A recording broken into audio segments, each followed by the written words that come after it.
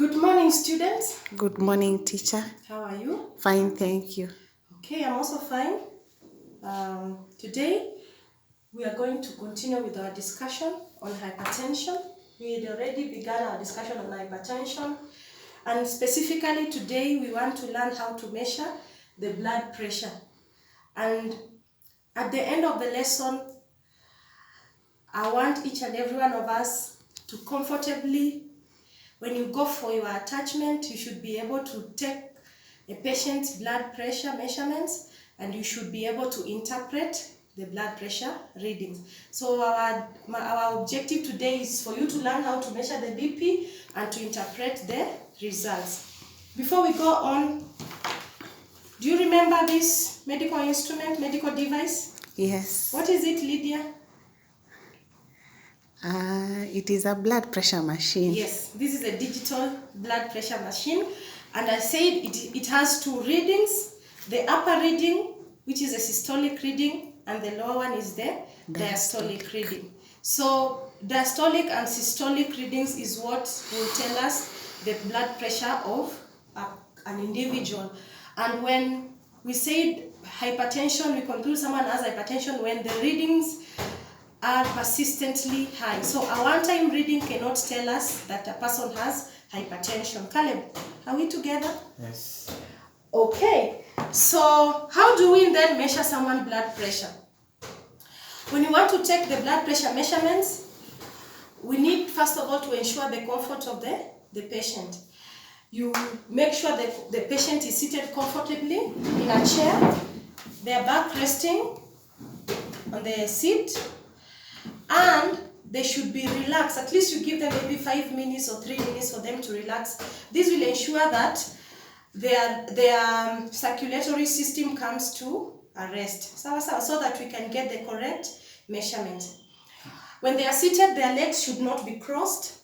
Their legs should be on the floor, not crossed. And then when you're taking the BP measurement, their arms should rest on the table at the same level with their chest.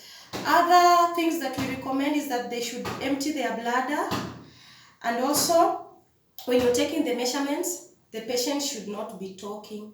They should be quiet and wait for that whole duration when you're taking their blood pressure measurements. Okay, so you will cuff them.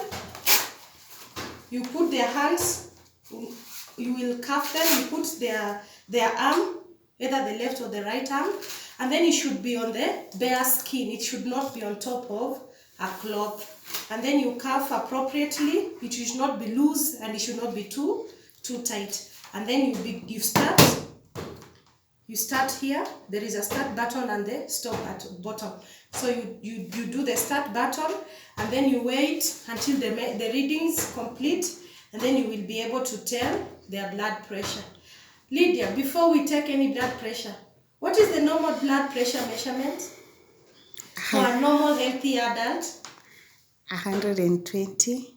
That is the systolic. What about diastolic? 80. Yes, the diastolic should range up to their 80. So when we talk of high blood pressure, we said we have elevated blood pressure, and then we have hypertension class 1, hypertension class 2, until we reach hypertensive crisis. So today we want to do a demonstration on taking the blood pressure. Caleb, would you please come so that we try with you? We take your measurements. Please have a seat. I said the patient need to be comfortable. Are you comfortable? Yes. Your back need to rest. Then you can put your hand here. So we are going to use the right arm.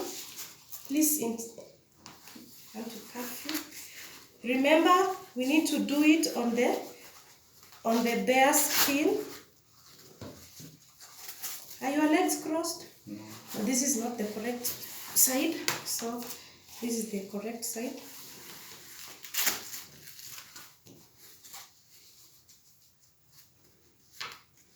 Is it too tight? It should not be too tight, and it should not be hanging. Okay, Are your legs crossed? Okay.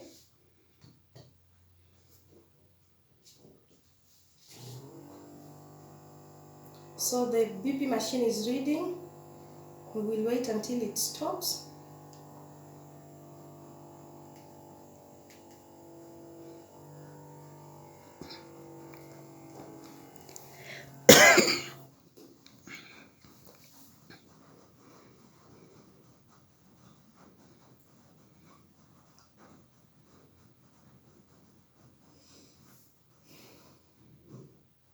Why are you sighing?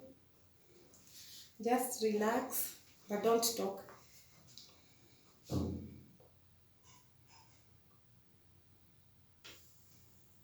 Okay, it has given us the readings. I want Lydia to read for us and interpret these readings. What is the systolic 107, and the diastolic? 68. Yes. Is Caleb hypertensive? No. His blood pressure is perfectly normal. And down there is also another reading, that is the pulse rate. What is his pulse rate? 80. 80. Okay, it's okay. So, have you all understood how to take the BP measurements of our patient? Yes. Would you want to try? Who wants to try? Caleb, would you want to try taking Lydia's blood pressure? Or Lydia, would you, because you've already taken, or you will take for me. Okay, I am now. Caleb, come and take my blood pressure. Yes.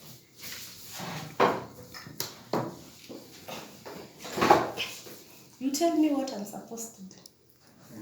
Hope you're relaxed. Yes, I am very relaxed. Yeah, back sitting on the seat. Yeah.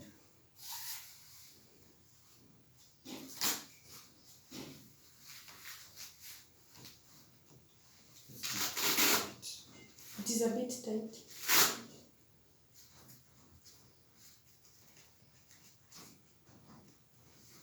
This one. Is it okay? Yes, it's okay.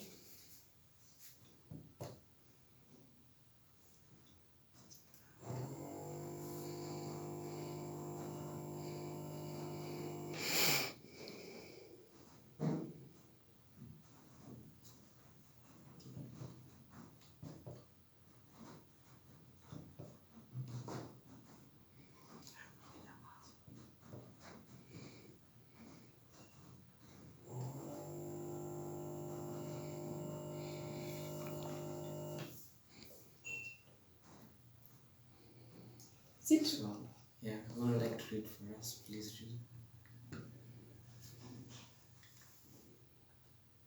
Okay, it's 138 over 84. Is that normal?